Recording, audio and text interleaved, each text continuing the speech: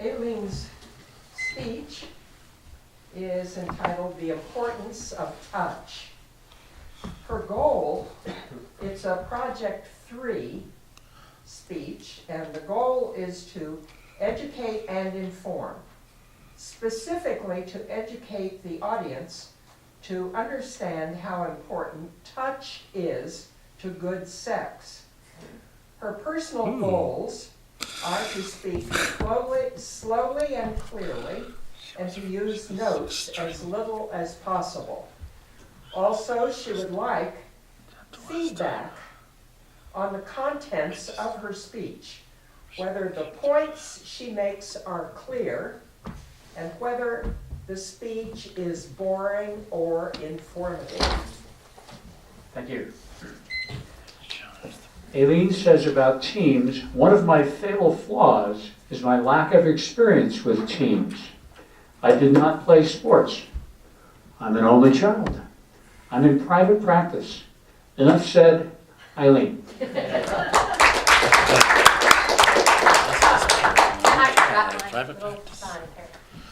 So, hopefully this won't be too audacious in the bad way. So, as some of you know, and a couple of you don't because you're new, I'm a sex therapist. And it's a wonderful way to make a living for me. It's really enjoyable and interesting. If you were to ask me what is the most important ingredient for good sex, for an ongoing relationship, hands down, touch. I would say touch. Touch is ground zero for sexuality. What do I mean about this? The skin is the largest sensory organ. And so you can think of the genitals, but really the whole body is very important. And Masters and Johnson has showed that when you're aroused, the skin is even more sensitive than it is normally. Why is this important to even think about? Well, the way relationships work is they go through stages.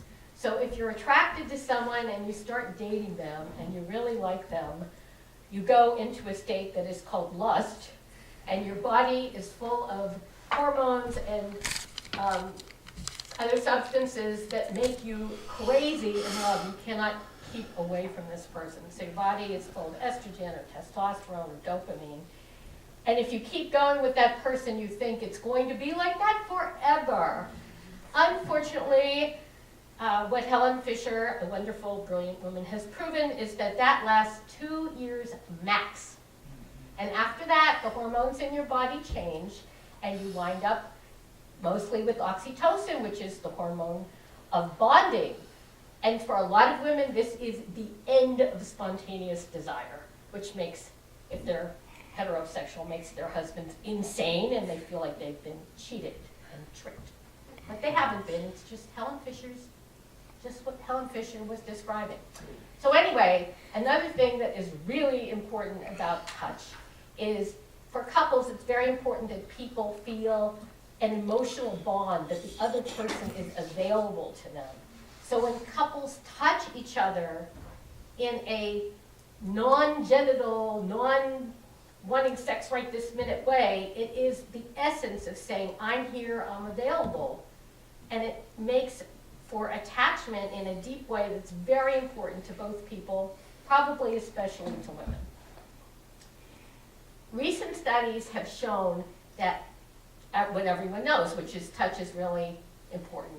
One study of over 1,000 people in France found that out of all of the senses, touch was the most important, and the respondents said it was important, very important, or essential for 89% of the people that responded. Another study, which is really recent, which was in one of the journals of medicine, showed that they studied 1,300 people, men and women, and they showed that if you don't use a lot of caressing kind of touch, non-genital touch, it actually makes for more sexual dysfunction for both men and women. So less arousal, more difficult erections, and difficulty climaxing. So, why are people comfortable or not comfortable with touch? It all comes down to your family and what you learned in your family.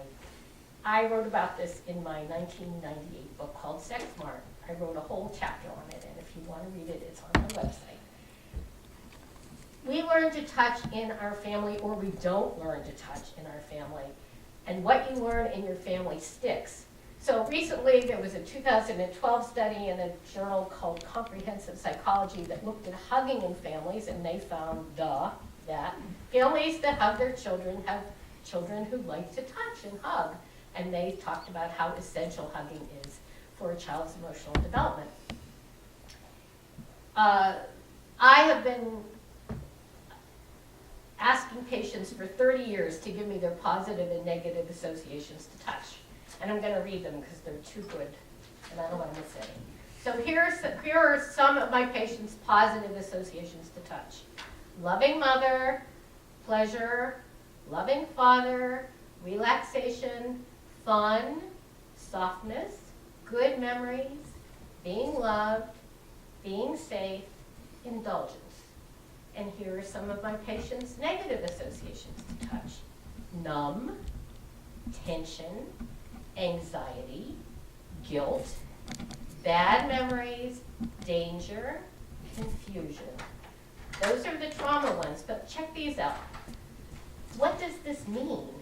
Is this normal, boring, or a waste of time? And those are from people that I think weren't touched. They didn't have trauma, they just weren't touched.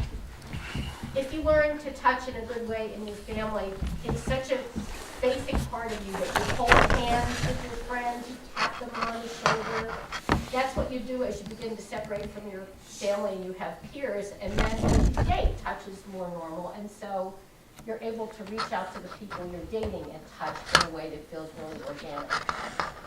So it makes for a nice transition into adolescence. My favorite story about touch came from one of my patients. So I'll call her Greta, which isn't her name, and she has a little boy named Timmy, who was 4. And one day, Timmy came up to Greta, and he said, "Sorry." He said, "Mommy, can I sit on your lap?" And she said, "Sure, Timmy." And she put down what she was doing, which was knitting, and he crawled up into her lap, and he sat facing her, and she had on a really soft sweater. And so he was just touching her like this, just caressing her all over.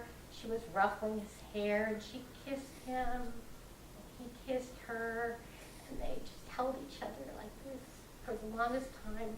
And then he looked up at her, and he said, "Oh, Mommy, this was just as wonderful as I always dreamed of." So my question to you, do you think that this boy, Timmy, is going to grow up to be a man who enjoys sex and is good at it? I would bet my life.